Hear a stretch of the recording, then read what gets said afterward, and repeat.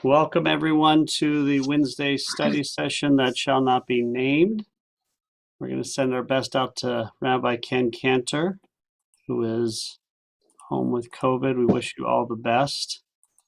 And we're here to do our studying with people who are here in the gallery for our, of course, Zoom, and then other people watching on YouTube. So welcome to Eva and Karen and Sid and Michael and Arlene and Ron and Arnold and everybody on YouTube. We're just going to have a 30-minute class today because our social justice organization is meeting with the city manager, and I forgot they have a prep meeting beforehand. So we'll do American Jewish authors this week and next week. So I hope people brought some of their favorites. I wrote a list of some of my favorites and then information on a couple of them. So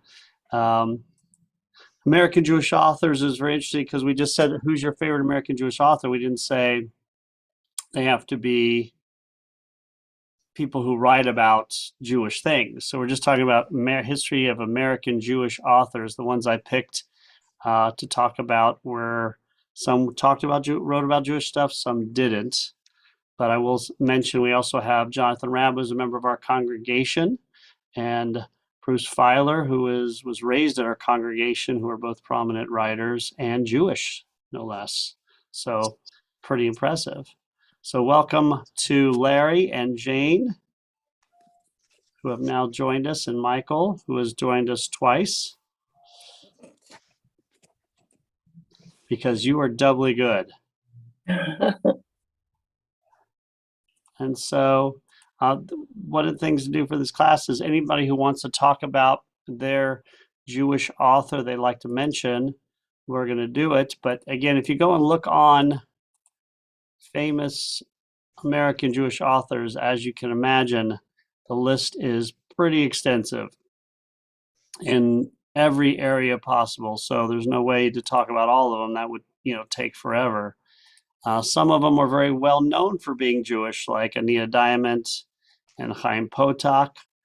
Others are not, like Joseph Heller and J.D. Salinger, which not everybody knows are Jewish. So does anybody want to start off with talking about some of their favorite? Because I picked out 4. Ron, who do you want to talk about? I see you have a book, and you're on mute, by the way. Families? Ron, you're on mute, just to let you know. I can't see. It says 5 families, or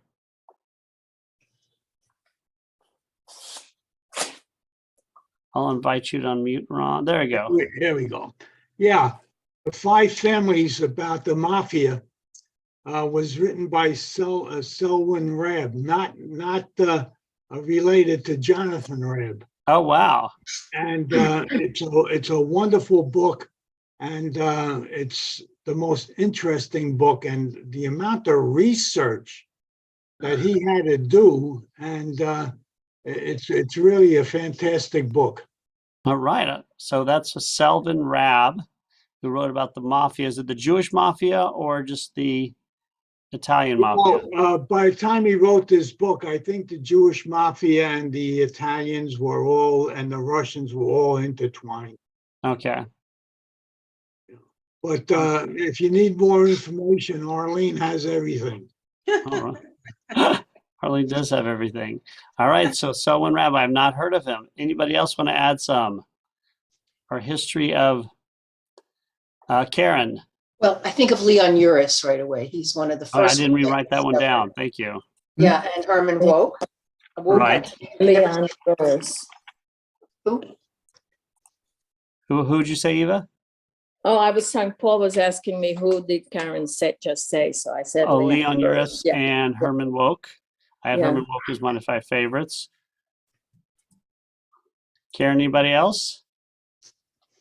I think, you have to mention Elie Wiesel. Elie Wiesel. Born, American, but he certainly, lived his life here. And as far as his impact, I think has been probably greater than almost anybody.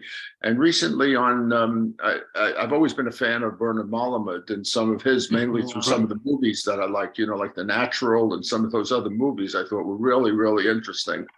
Even though they may not have been, it's hard to pick some Judaism out of some of those films. But there was a documentary, and I think Ron saw it also on TV about Saul Bellow. And I Saul never Bellow appreciated also. Saul Bellow that much, but according to this documentary, he was probably one of the most influential writers, not only writers but writers of American literature during the 30s, 40s, 50s, whenever he wrote. Didn't he win the Nobel Prize? Why don't we- No, he won a Pulitzer. Yeah, I don't recall, but I've Yeah, never he won read. the Nobel Prize in 1976. He did the Nobel Prize for Literature. Wow. Yeah. Okay. They don't give that to just anybody. And the other one, of course, I wanted to mention was Arthur Miller, and I think that his impact is just so great. I mean, the question often comes up, like Death of a Salesman was, of course, Right. his most famous play with the Crucible, but was Willy Loman Jewish? And that's an interesting question. Does he have Jewish values and stuff like this? And it's interesting to talk about. Thank you. Those are good. And Karen, you have others. Well, I was Philip Roth, who wrote Yes. Portnoy's Complaint, Goodbye Columbus, and a whole lot of others. Very much Jewish centered Oh on yeah, Jewish life. he's another one I would think of with Saul Bellow level. Right. And Rabbi, when Elie Wiesel came to our temple in Smithtown before he wrote his book, many, of course. Oh many- really? And we met him, we shook his hand, and I just thought I'd mention it. Right. And again, when we say American Jewish authors, it's, what is an American author? Does it have to be somebody born here? Because so many of them, of course, were born in Eastern Europe in the early 20th century. As somebody who moved here and became very lionized for being part of the American culture, as Elie Wiesel did. So I picked a couple that I wanted to talk about that were near and dear to my heart. Because of just, some of them are more famous than others. But I don't know if you guys have ever heard of Isaac Asimov. Oh, yeah. No, Yeah. sure. Yes. Well, he, of But course, and, talk a little bit about him because he is not, famous for being a Jewish author, obviously, but he's famous for being an author. And he's a really interesting character because he was both a scientist and a novelist. He wrote fiction, but he of course became most famous for science fiction. But he also was a professor of biochemistry and considered during his day one of the three major science fiction writers. In many cases, some would consider him one of the greatest of all time. And so this is a guy who was born in Eastern Europe, I believe. In Russia, and then came to America right before they closed the doors. And, just like so many others, father was Orthodox, but not really, comes to America and is very gifted. And it's very interesting when you read his story because he didn't go to a certain college, City College of New York, or was that somebody else? He didn't go to one college in New York because they'd already met the number of Jews they allowed in. Would that have been Columbia? It was, I think, Probably. City College. What city? City? City College is all He Jewish. attended City College. He attended City College of New York because he couldn't get into Columbia.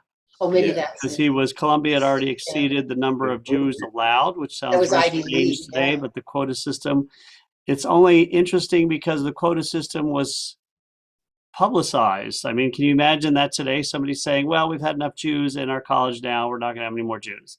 So, he ended up going into science, getting a doctorate in philosophy, of course, served in the military for a little bit, became a professor of biochemistry, but really became famous because of his novel, Nightfall, short story Nightfall. And then eventually he will write what many consider the most important and best science fiction series of all time, the Foundation series. And then he'll write something called I, Robot, which becomes the definitive artificial intelligence book of all time, because it gives the 3 laws of robotics, talking about how robots are not allowed to hurt human beings, but talking about the fallacy in the way he wrote it. And it was really anybody know the law of robotics by any chance? So there's a book he wrote called I, Robot. which is really interesting because you don't realize that he wrote science fiction for a few years, then he stopped for like 30 years and only wrote fiction. I mean, only wrote nonfiction, and then in the 80s came back to writing fiction again. So the law of robotics comes from a book called I, Robot, which has become very famous. So the three laws of robotics: a robot may not injure a human being through inaction, or through inaction allow a human being to come to harm. A robot must obey the orders given it by human beings, except where such orders would conflict with the first law. A robot must protect its own existence as long as such protection does not conflict with the first or second law. So it was the law of robotics was the laws that would keep robots or artificial intelligence from harming humans. The problem was, of course, that in science fiction, he came up with ways the robots could get around it. How did the robots get around the laws? Well, robots saw that human beings were hurting each other. So if robots became overlords for human beings, but didn't hurt human beings, then they could kind of overlook these laws. So it was a kind of an irony that, he wrote about how artificial intelligence could take over. Larry. Two questions. There is a movie called I, Robot with Will Smith. I don't know if, you're allowed to use the same title for other things. So I'm not sure if it's the same thing, but it's a very, very good movie. Yeah, that is loosely based on the book. Is it? Okay. Yeah. The other question I wanted to raise is, we haven't talked about screenwriters, but Stanley Kubrick, of course, 2000 Space Odyssey, and that's where not the robot, but the artificial intelligence that controls the spacecraft takes over the spacecraft and doesn't obey the wishes of the commander any longer. Was Kubrick Jewish? I do not know. I didn't think he was. I don't think he is, but I could be wrong. I didn't think of him as a Jewish writer. It's really easy to look up. Anybody know? I'm looking it up. Keep going. But again, short stories by Isaac Hall. he was Jewish. He didn't consider himself Jewish, but he was born to two Jewish parents. But yeah, again, a lot of the ideas of robots and artificial intelligence are based upon Isaac Asimov as a fiction writer, even though he was also a scientist. So it's, again, he wrote science fiction from like the 40s to 1958, and then he didn't write any more science fiction until the 1980s because he was writing nonfiction all those years. So it's really interesting that he had such a long career as a professor, but as a science fiction writer, but also as a nonfiction writer. He's a guy who influenced Gene Roddenberry and Kurt Vonnegut. They all look towards him, and Carl Sagan.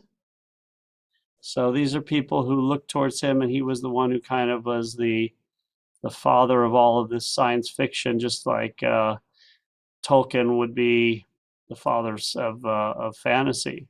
So it's interesting that Isaac Asimov is not thought to be Jewish as a Jewish writer, but he, of course, is Jewish. His first wife was Jewish. I don't know if his second wife was Jewish. Anybody read any of his? Anybody here read the Foundation series? It's if you like science fiction, it is the series considered the #1 series of all time.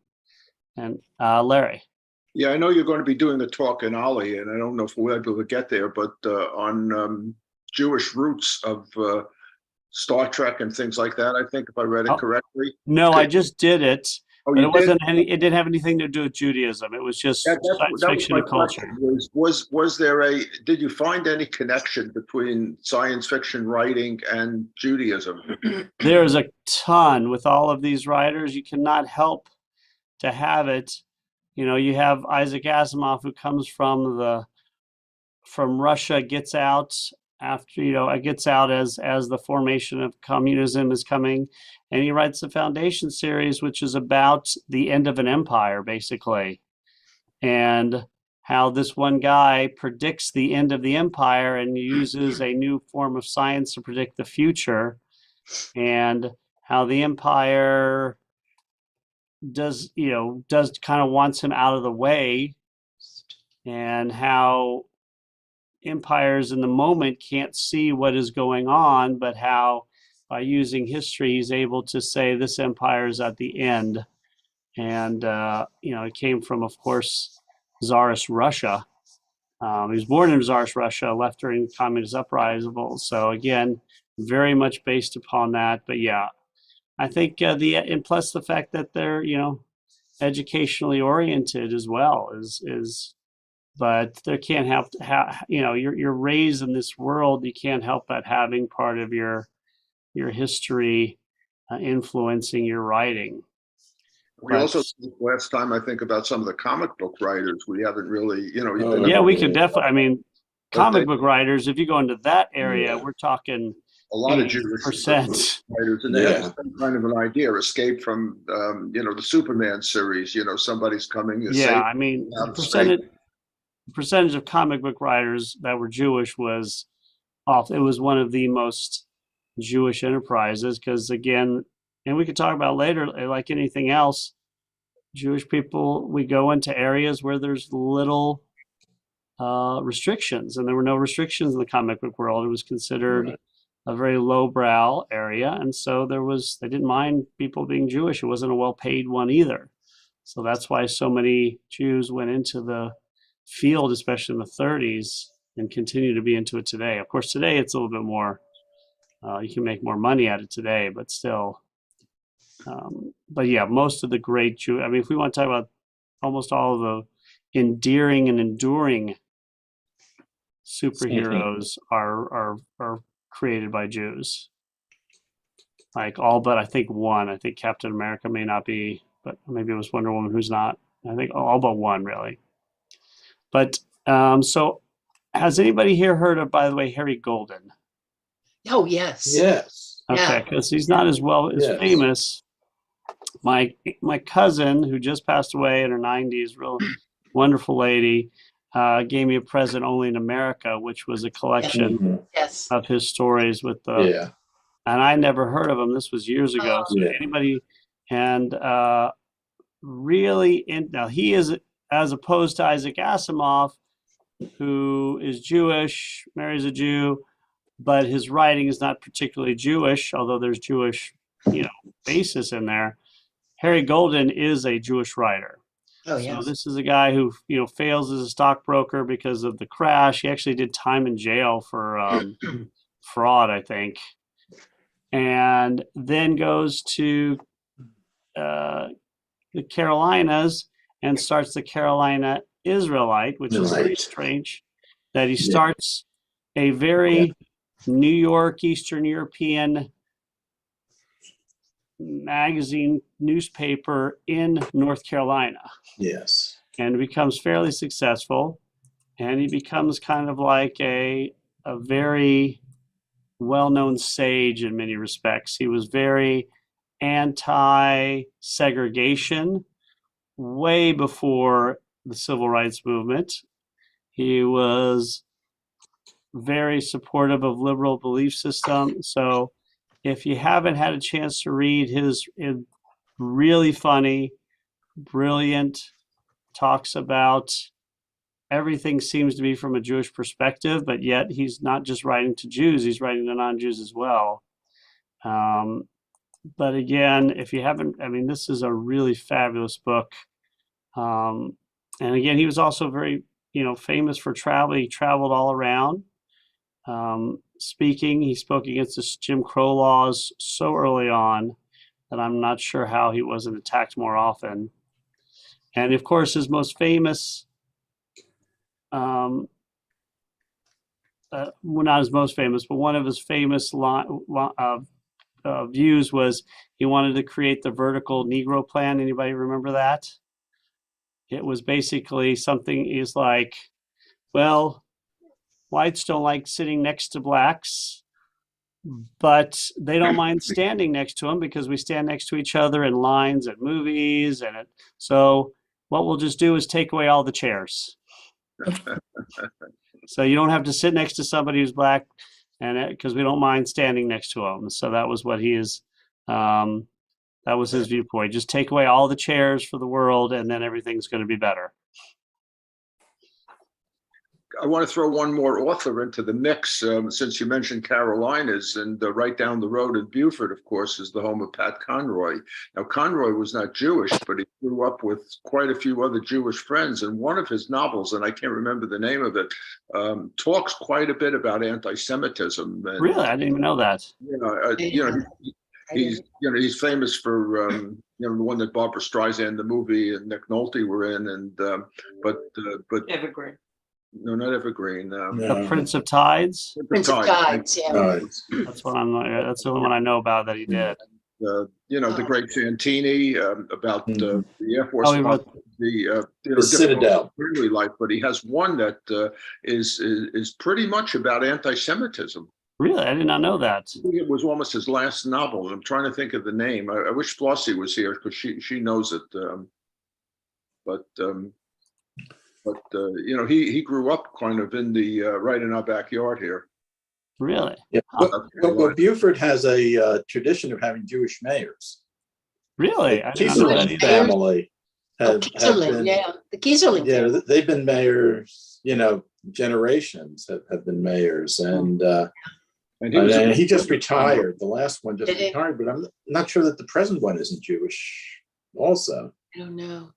And well, I know they have an old synagogue there, obviously. Yeah, it's an interesting building. Yeah, we went there as a group like 2 or 3 years in a row. Okay, yeah. Well, the other one, and we only have a few minutes, but if you haven't heard of Kinky Friedman, for those of us from Texas who are Kinky Friedman fans, but Kinky Friedman is a very well-known Texas oddity. Excuse me. Good description. Oh yeah, just take him to the library. Tell him about 5 more minutes. Yeah, if you don't mind, thank you.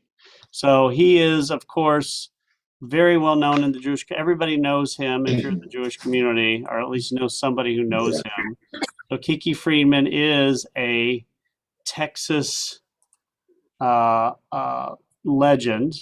He's a country western singer. He's a detective novelist. He ran for governor. He's ran for office. His parents were like hippies who started a Jewish camp called Echo Hill, which actually closed down and then reopened. It's now a camp for like military kids whose I think whose parents have been killed, father or mother have been killed in the line of duty. He went to the University of Texas. He was in the Peace Corps, and then he started his first band, which I forgot the name of the first band, but then eventually he wrote King Arthur and the Carrots. But then the next band was Kinky Friedman and the Texas Jew Boys, which he gave everybody all these weird names. And of course, he wrote the most famous song, "They Don't Make Jews Like Jesus Anymore," which is about him beating up a racist. And so he would tour around, became good friends with Willie Nelson.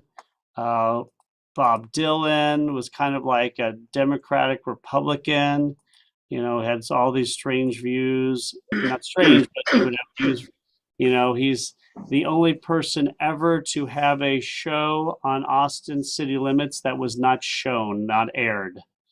I don't know if they've ever told us why, but he would spoof things. He was creative. He was weird. He was friends with Lyle Lovett and Dwight Yoakam. He, sponsored things to support,